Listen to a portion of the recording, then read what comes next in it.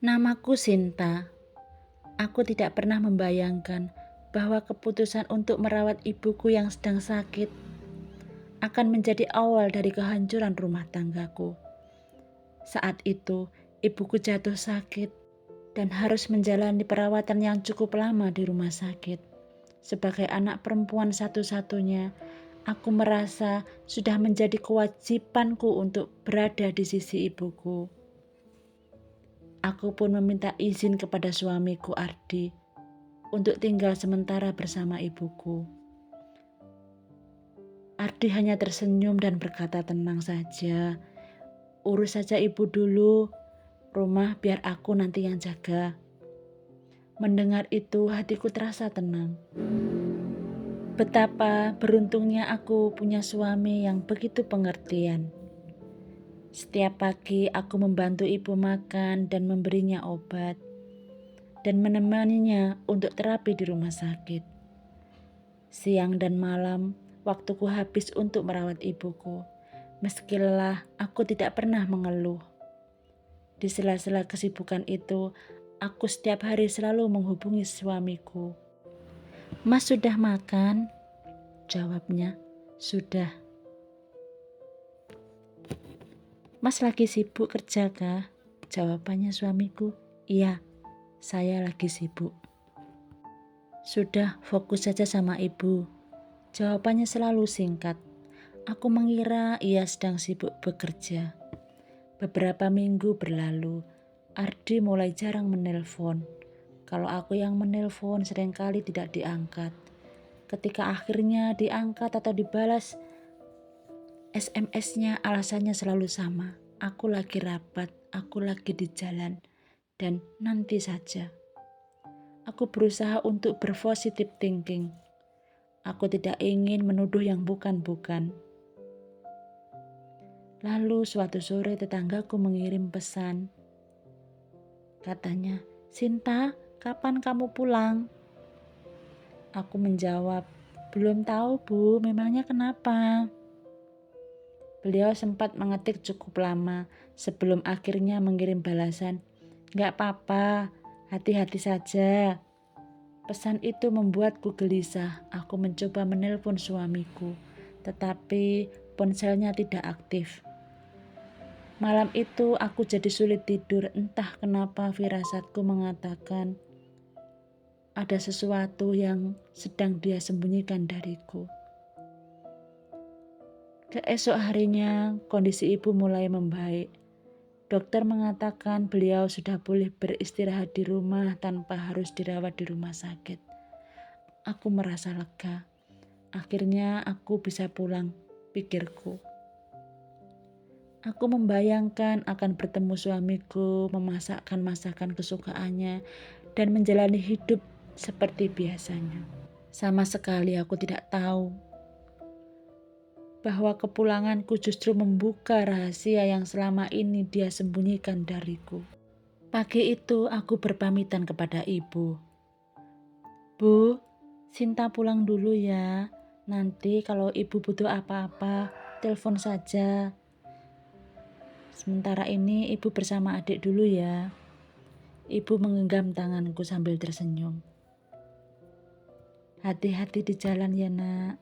Aku mengangguk. Lalu masuk ke dalam mobil travel. Sepanjang perjalanan aku membayangkan wajah suamiku. Sudah hampir 2 bulan kami tidak bertemu. Sesampainya di depan rumah, aku merasa ada yang aneh. Halaman rumah terlihat lebih rapi dari biasanya.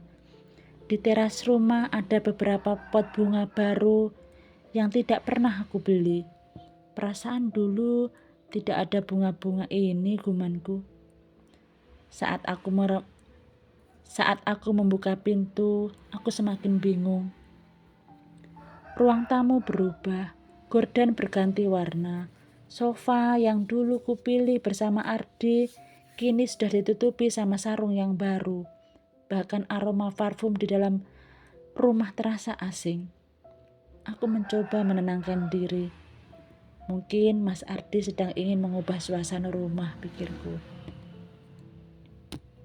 Panggilku, "Mas." Mas, Mas Ardi, tidak ada jawaban. Aku masuk ke kamar, tetapi koper dan beberapa pakaianku sudah dipindahkan ke sudut ruangan. Di atas meja rias ada sisir, bedak, dan lipstik yang jelas bukan milikku. Jantungku mulai berdetak semakin cepat. Ini punya siapa? Belum sempat aku berpikir lebih jauh, terdengar suara pintu terbuka. Aku berlari ke ruang tamu. Mas Ardi berdiri di depan pintu. Namun ia tidak sendirian. Di sampingnya berdiri seorang wanita muda yang menggenggam lengan Ardi dengan sangat akrab. Saat mata kami bertemu, wajah Ardi langsung pucat. "Sinta, kapan kamu pulang?" Aku hanya bisa menatap mereka berdua bergantian. Lalu pandanganku jatuh ke tangan wanita itu. Di jari manisnya melingkar cincin yang sangat mirip dengan cincin pernikahanku. Saat itu aku sadar, rahasia besar yang selama ini disembunyikan Ardi akhirnya mulai terbuka. Sementara wanita di sampingnya hanya menatapku dengan wajah kebingungan. "Mas, siapa dia?" tanyaku dengan suara bergetar. Ardi menarik nafas panjang sebelum akhirnya berkata pelan, "Sinta, maafkan aku." Dua kata itu cukup membuat air mataku jatuh. Wanita itu kemudian bertanya, "Mas, sebenarnya ada apa ini? Bukankah Mas sudah duda?" Aku langsung menoleh ke arah Ardi. "Duda?" ulangku lirih. Ardi menundukkan kepalanya. Ia tidak lagi berani menatap kami berdua.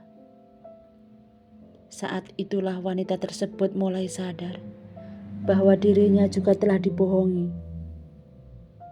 Dengan suara lirih dan gemetar ia berkata, "Mas bilang istri Mas sudah meninggal karena sakit." Aku terdiam. Ternyata bukan hanya aku yang menjadi korban. Wanita itu pun ditipu dengan kebohongan yang sama. Aku menghapus air mata dan menatap Ardi. "Selama aku merawat ibuku yang sakit, kamu justru menikah diam-diam. Bahkan kamu tega mengatakan aku sudah meninggal." Ardi coba mendekat. "Sinta, aku kilap. Tolong maafkan aku." Aku mundur dan mengangkat tanganku. "Kesalahan bisa dimaafkan, Mas. Tapi pengkhianatan seperti ini tidak bisa mengembalikan kepercayaan yang sudah hancur." Wanita itu perlahan melepas genggaman tangan dari Ardi. Air matanya pun ikut mengalir. Aku tidak mau hidup bersama laki-laki yang memulai rumah tangga dengan kebohongan. Lalu ia melepaskan cincin dari jari manisnya dan meletakkan di atas meja. Tanpa berkata apa-apa lagi, wanita itu pergi meninggalkan rumah. Kini Ardi berdiri sendirian. Ia menangis dan memohon agar aku memberinya kesempatan kedua kali. Namun hatiku terlalu lelah. Beberapa minggu kemudian, aku mengajukan gugatan cerai. Aku memilih memulai hidup baru, bekerja dan merawat ibuku dengan penuh kasih sayang.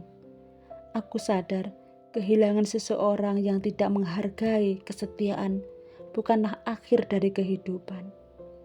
Justru saat itulah aku belajar menghargai diriku sendiri.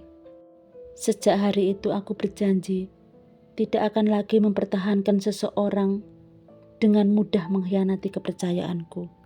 Pelajaran yang kupetik adalah kesetiaan tidak hanya diucapkan saat bahagia, tetapi dibuktikan ketika pasangan sedang berjuang. Orang yang benar-benar mencintaimu tidak akan meninggalkanmu di saat kamu sedang membutuhkan dukungan.